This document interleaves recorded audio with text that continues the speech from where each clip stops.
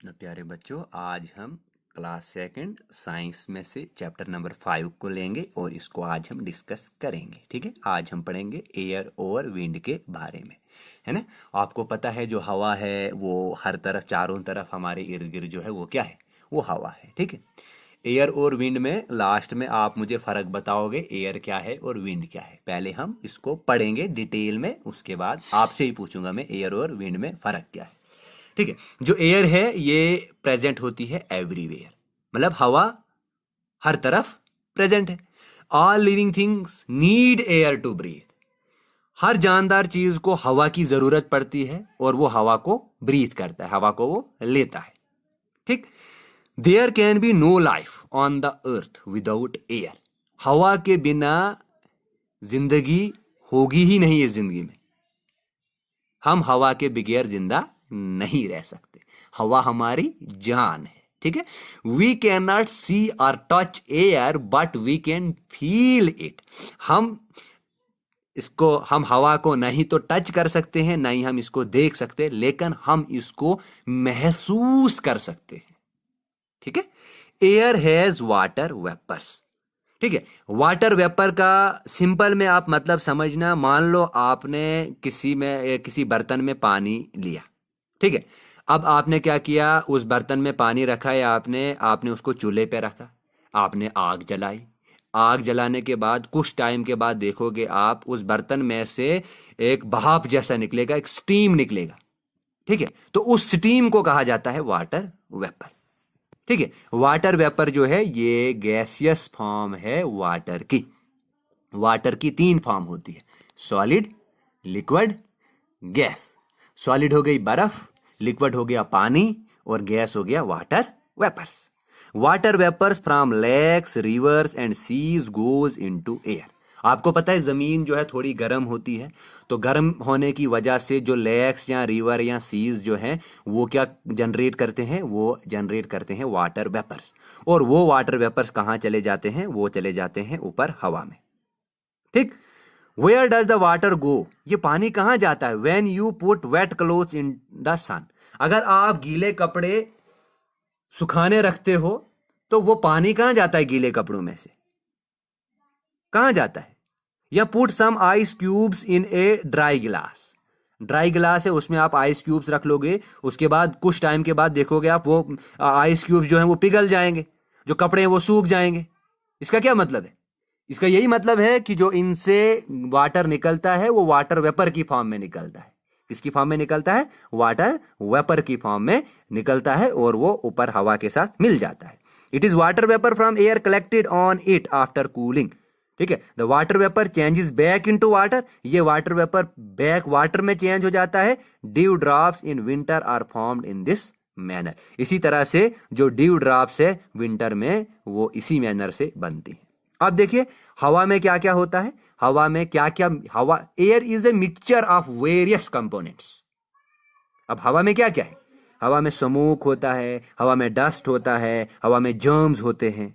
ठीक है, तो स्मोक कहां कहां से आता है, धुआं कहां कहां से आता है, यह आता है फैक्ट्रीज से, यह आता है होमस से, यह आता है कार्स से, यह आता है बसेस से, यह आता है ट्रक से। और ये जो है ये किसके साथ मिक्स होता है, ये मिक्सअप होता है एयर के साथ, है ना। आपने देखो होगा बहुत सारी मेट्रोपॉलिटन सिटीज हैं जहां पे बहुत ज्यादा तादाद में स्मोक रिलीज होता है, और वो स्मोक जो है वो एयर के साथ मिक्सअप होता है। आगे पढ़ेंगे हम, आगे क्या होता है उससे। नाउ अब देखिए, look at the beam of sunlight entering a dark room. मतलब मान लो हमारे पास एक डार्क रूम है, और इस डार्क रूम में एक बीम ऑफ लाइट जो है वो एंटर हो रहा है। मतलब आपके पास एक कमरा है, वो कमरा कंप्लीटली डार्क है, वहां पे कोई रोशनी नहीं है, और आप उसमें एक ही विंडो है, एक ही खिड़की, और वहां से जब रोशनी वहां एंटर करेगी तो you can see the dust particle floating in the air. तो आप वहां पे देखोगे कि डस्ट पार्टिकल जो है वो सूरज की किरण से फ्लोट कर रहे हैं। ठीक है, dust goes in to the air by sweeping and blowing of winds, है ना। जब हवा चलती है, और जब हवा चलती है तो उसके साथ जो है वो डस्ट भी चलता है। है ना। Germs from a sick man's cough also go into the air. अगर किसी को खांसी वगैरह है तो उससे जो जर्म्स होंगे उसके मुंह में जब वो कफ करता है तो वो उसके मुंह से बाहर निकल जाते हैं और वो भी हवा में ऐड हो जाते हैं। ठीक है, तो smoke, dust and germs make the air dirty. ये स्मोक और डस्ट और जर्म्स, जर्म्स होते हैं छोटे छोटे कीड़े, ये क्या करते हैं, ये हवा को डर्टी बनाते हैं। तो दिस इज कॉल्ड पोल्यूशन। तो इससे क्या कहते हैं, पोल्यूशन। पोल्यूशन होता है आलूदगी। और अगर हवा में आलूदगी हो है तो उसको हम बोलते हैं एयर पोल्यूशन। अगर पानी में आलूदगी होगी तो उसको हम बोलेंगे वाटर पोल्यूशन। अगर जमीन में आलूदगी होगी तो उसको हम बोलेंगे सॉइल पोल्यूशन। और अगर कहीं शोर होगा तो उसको हम बोलते हैं नॉइज पोल्यूशन। ठीक है। No breathing in dirty air is bad for our health. तो डर्टी एयर में ब्रीथ करना हमारे लिए बैड है, हमारे लिए नुकसानदायक है। इफ डस्ट और smoke enters into our nose, अगर डस्ट या स्मोक हमारी नोज में एंटर होगा, वी स्नीज एंड कफ, हम स्नीज करते हैं और कफ करेंगे, खांसेंगे, हम छींकेंगे, खांसेंगे। The germs make us ill, है ना। और जर्म्स जो है वो हमें बीमार कर देते हैं। तो हमें क्या करना चाहिए, हमें ब्रीथ करना चाहिए फ्रेश और क्लीन एयर। क्या, साफ और शफाफ हवा हमने ब्रीथ करनी है, साफ और शफाफ हवा को हमने लेना है, इनहेल करना है। We must breathe in clean and fresh air to keep ourselves healthy. तो हमें क्या करना है, हमें ब्रीथ करनी है क्लीन, साफ और फ्रेश, ताजा हवा।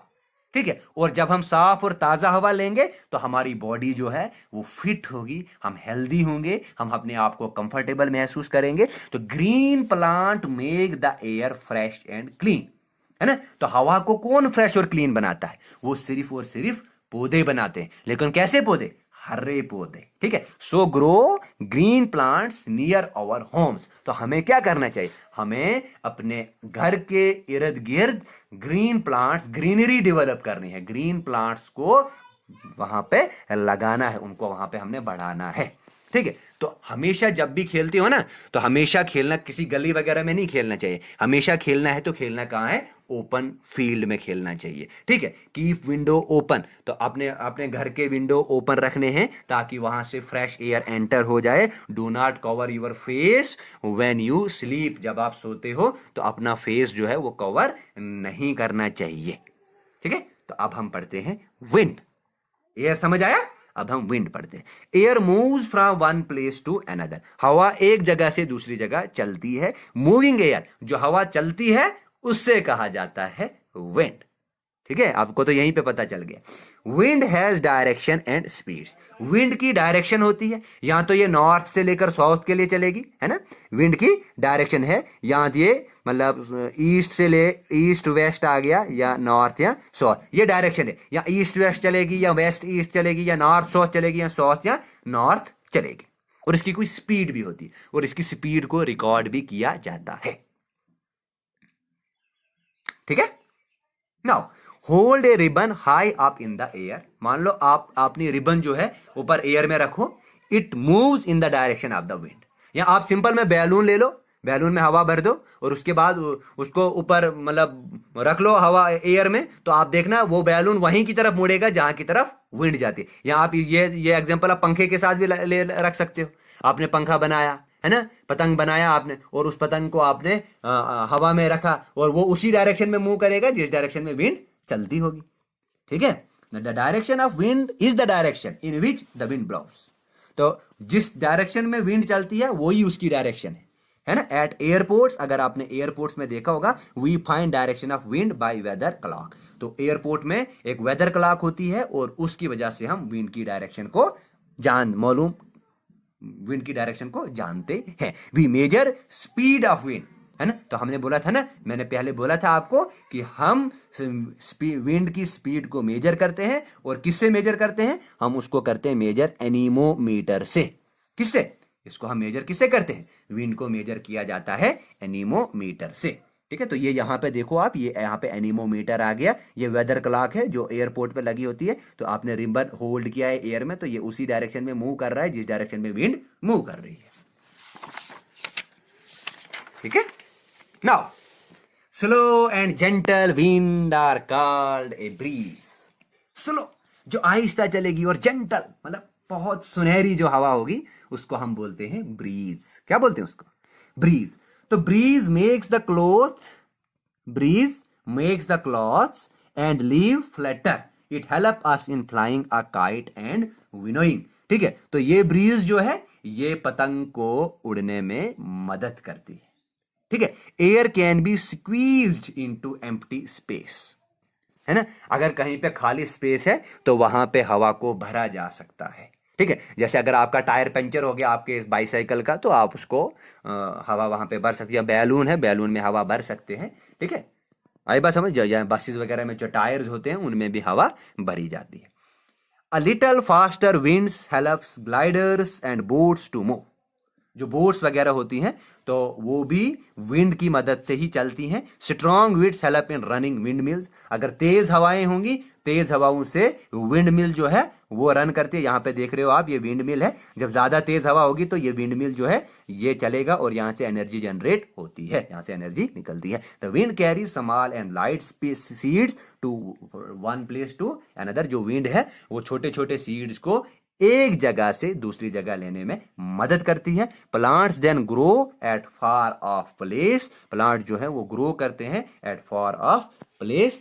ठीक है, उसके बाद fast and strong wind causes a storm. तेज और मजबूत हवा जो है वो आंधी ले आती है, स्टॉर्म ले आती है। ए violent and very fast wind. एक वायलेंट मतलब जिसमें बहुत ज्यादा शोर होगा है, एंड वेरी फास्ट, और जो बहुत तेज विंड होगी उसको हम बोलते हैं ह्यूरिकेन्स। ह्यूरिकेन को तूफान भी कहा जाता है, इसको आप साइक्लोन भी कह सकते हो।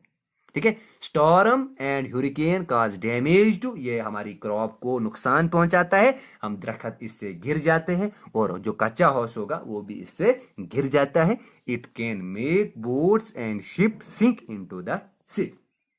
ठीक, now dust and smoke make the air. जो डस्ट एंड स्मोक है वो हवा को नहीं तो क्लीन बना सकते हैं नहीं तो फ्रेश बना सकते हैं, वो हवा को क्या बनाते हैं? डर्टी बनाते हैं। वी मस्ट ब्रीथ, हमें कैसी ब्रीथ करनी चाहिए? वाटर वेपर तो हम ब्रीथ कर ही नहीं सकते, स्मोक भी हम ब्रीथ करेंगे तो हमारे लंग्स खराब हो जाएंगे, तो हम फ्रेश एयर को ब्रीथ करते हैं।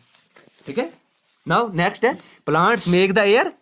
प्लांट्स मेक द एयर, जो प्लांट्स हैं वो हवा को कैसे बनाते? डर्टी तो बना नहीं सकते, पोल्यूटेड भी नहीं बनाते हैं, ये प्योर बनाते हैं।